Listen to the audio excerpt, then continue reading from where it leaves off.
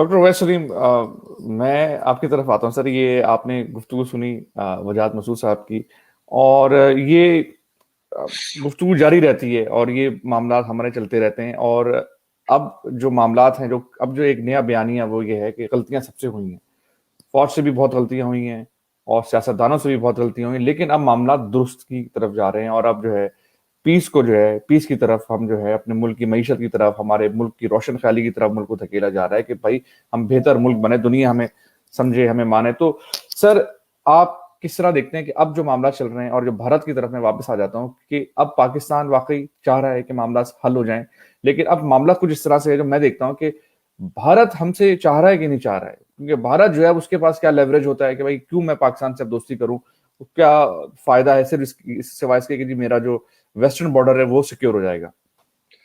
जी शुक्रिया फराज। और मेरा ख्याल है कि वजाहत साहब ने एनकैप्सुलेट कर दिया है बड़े बेहतरीन तरीके से। और उसमें जो बुनियादी बात उन्होंने की, जहां से वो उनका आर्गुमेंट शुरू हुआ था, वो ये थी कि रियासत अपने मुल्क के अंदर अपने शहरियों को कैसे करती है। यही वो बुनियादी मसला है जो हमारे जिनको हम मुक्तदर इदारे कहते हैं या हुकूमत है, उनकी समझ में नहीं आता। जब 2018 के इलेक्शन से पहले एक नई तरह की डिस्पेंसेशन बनाने की कोशिश की जा रही थी, और हमारे तमाम तब्दीली पसंद दोस्त हमें यह समझा रहे थे कि नहीं नहीं, इस दफा वो लोग बहुत सीरियस हैं, और इसलिए सीरियस हैं क्योंकि इस दफा वो चीजों को ठीक करना चाहते हैं। तो मैं उन सबसे सिर्फ एक सवाल करता था कि अगर ये सब कुछ ठीक हो गया तो फिर तो आपको खुद भी ठीक होना पड़ेगा। वहां आके जो बुनियादी मसला है वो रोड ब्लॉक का शिकार हो जाता है।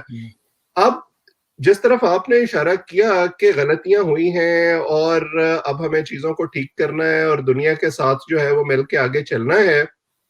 अगर हम फर्ज करें कि 2018 के तजर्बे के नतीजे में पिछले 2.5-3 साल में जिस किस्म की इकोनॉमिक मुश्किलात हमने देखी हैं, और मुल्क के अंदर हमें जिस किस्म का प्रेशर देखने को मिल रहा है, अगर वो ना होता तो क्या इन इदारों का और इन कुव्वतों का फैसला फिर भी ये होता कि चले, अगर इंटरनली हमारे चैलेंजेस हैं तो हम ओपन अप हो जाते हैं और जरा मुल्क से बाहर थोड़े अपने ताल्लुकात ठीक करने की कोशिश करते हैं। ये तो इसी तरह की सोच है कि मैं ये कहूं कि घर के अंदर तो मेरे अपने भाइयों से नहीं बनती, लेकिन मोहल्ले के अंदर जाके मैं चौधरी बन सकता हूँ। के अंदर जो है वो मैं सब लोगों के साथ मेरे ताल्लुकात बेहतर होंगे और वो मेरी माना करेंगे और मेरी मदद किया करेंगे। देखिए, वो एक फारसी की कहावत है कि हाथी जब लड़ने लगता है ना, तो वो अपने पैरों से खुरच के देख लेता है कि उसके पैरों के नीचे जमीन कितनी मजबूत है।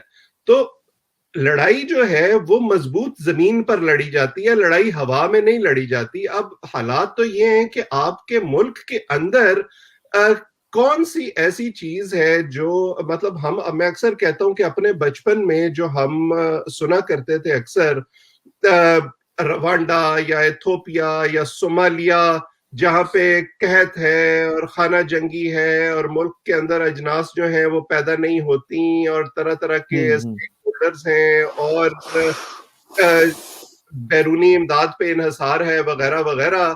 अगर आप कंपेयर करने की कोशिश करें तो पिछले चंद सालों में उसमें से कितनी ऐसी चीजें हैं जो अब हमारे यहाँ नहीं हो गई, और उसकी जब हम्म। आप वजह तलाश करने की कोशिश करते हैं, जहां पे बुनियादी एक तरह से रेक्टिफिकेशन का प्रोसेस शुरू होना चाहिए, तो फिर आप पर तरह तरह के इल्जामात लगाए जाते हैं।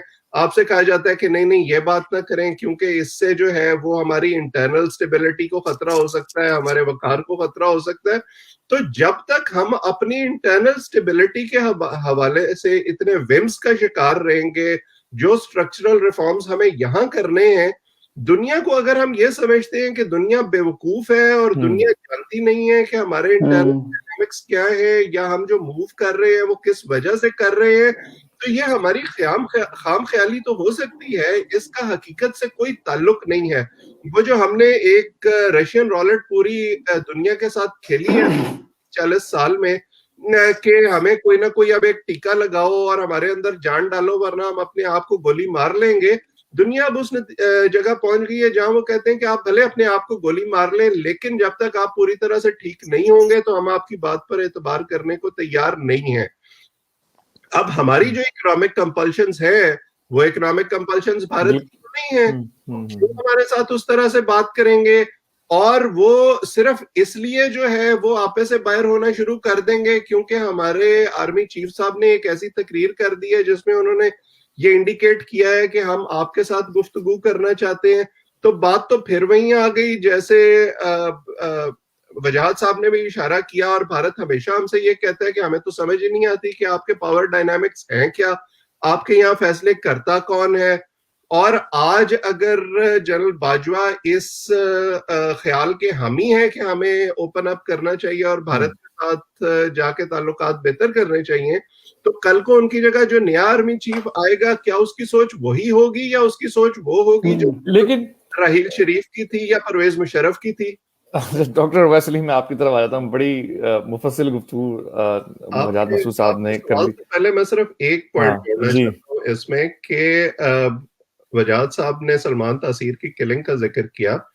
2017 में जब पहला धरना हुआ तहरीक लब्बैक का और उस धरने की रिपोर्ट काजी फायज ईसा ने दी, वो सारी चीजें जो उस रिपोर्ट में लिखी हुई हैं वो आज हो रही हैं। हमने किया क्या कि हम उस पे अमल करने की बजाय काजी फायज ईसा के पीछे पड़ गए और फिर आप हमें बताते हैं कि हमने सबक सीख लिया तो आपका केस बड़ा कमजोर हो जाता है। बिल्कुल बिल्कुल सही, बिल्कुल सही।